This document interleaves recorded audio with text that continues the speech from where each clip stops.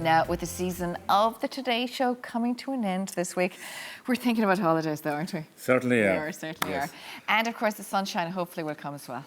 We are joined now by Total Health Pharmacist Joanne Hynes, who's going to keep us all safe and protect us from the sun, whether you're heading abroad or whether you're having a staycation. Great to have you back on the show again. Thank you very much. We all love the sun. And there was a time when we went on holidays and it was baby oil all over us and everything like that. Like pure Egypt. Very true. We can't do that anymore, so we can't. No, but I guess we do love the sun, and the sun feels good and it's good to have it, and we need a little bit because it creates vitamin D in our skin. But we have Irish skin, and generally we're going to have to wear sun factor. Yeah, and Irish skin and Mediterranean weather kind of don't mix that well sometimes. Exactly. So really what we're talking about is sun factor. If you come into a pharmacy, I would be strongly recommending 15 plus. Anything less, we get asked for it. People like to use it, but really what you need to do is put it on lots, and put it on often, and protect your skin.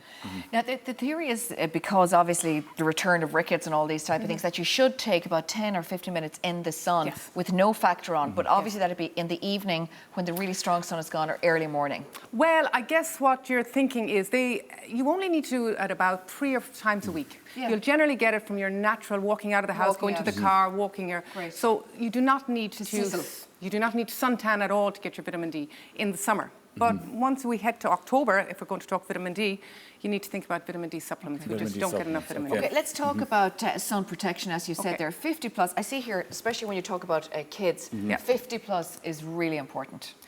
It is, and how much you apply. So if you have an adult going to the sun, going onto the beach for the day, you need to be putting about 30 mils about 2 or 3 times a day. So that bottle would only last an adult about half a week if applied correctly. And we would often think that's going to last a family for a week in the sun. But really, here's a question for you now. Say, how do you know when to reapply it then the second time? Generally, it's down to hours. How many hours have you been in the sun? It isn't a case of looking and seeing is my skin, because you won't see the sunburn. The sunburn doesn't come up until the evening, really. So it's generally hours. If I'm 2 or 3 hours in the sun, I need to put some more on. Okay, not when you're saying, okay, I'm getting hot now, I need to put on more. Exactly. Because I'd have done that now. That's the reason why I said. I think so. Women, to be honest. But then the other big problem is, what if it's a breezy day, or what if you're swimming? You're not hot at all, and you're still on a boat. Yes, and you're not thinking of reapplying because you're not hot. It's really about hours more than how you feel.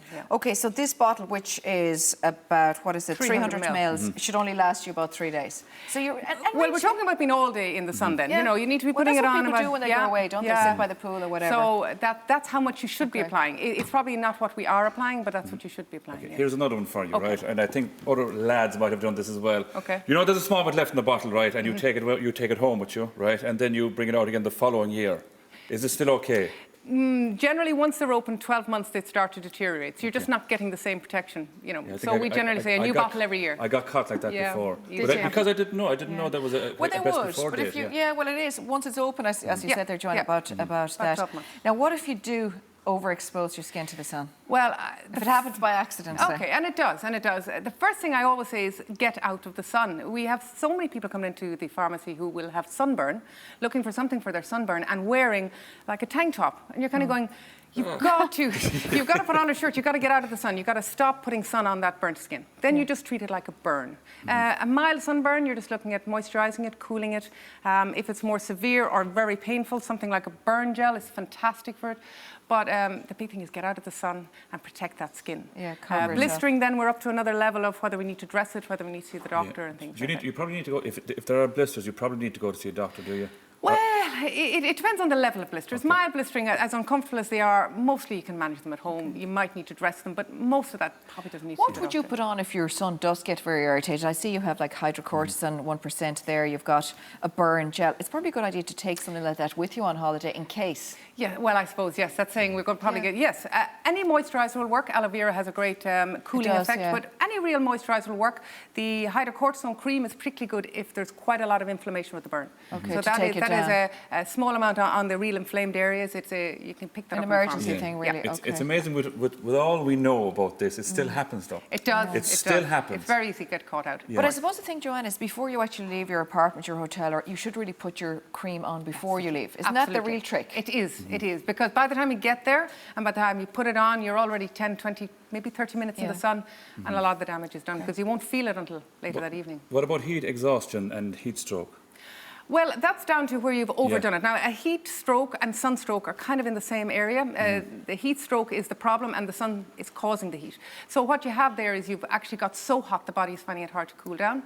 You may be dizzy, you may be a little bit sick, you might be shivery, you might have fast pulse. These are all quite serious things. You've got to get out of the heat, out of the sun. You need to cool down, you need to drink lots. And then heat stroke is actually a medical emergency. This is where not only is the body hot, but it's lost all ability to cool. Okay. Then you need to ring the You're in doctor. trouble then. But mostly, you know, if you've got heat exhaustion, you're kind of just really hot. You've got a headache. And I suppose while you're at the beach or while you're at the pool, you should really hydrate a lot more than normal. Drink a lot of water. Then again, people sometimes forget. You know, our water is leaving our body at a huge rate. And in a way to save a little bit of your sunscreen, cover. You know, if you're there in the middle of the day, put on the hat, put on the sunglasses, possibly throw on, you know, something like a caftan over you. Just cover some of the skin a little bit for the worst part of the day. You know, and that will. And you should never probably let your face into the sun without about a 50 on it. I'd never anyway. Well, actually, the key there is the UVA. All of these talk about 50, it's UVB, which sunburns you. But UVA, which also comes through glass, causes the wrinkles. Yeah. So you want to get a sun protection factor that has a symbol on it that says it's also UVA. Okay, so UVA and UVB. Just very quickly, at the end there, you've got a few things there for bites. If you get a mosquito bite or something abroad, you can just use the topical, like something like that, Antisan or... Yeah.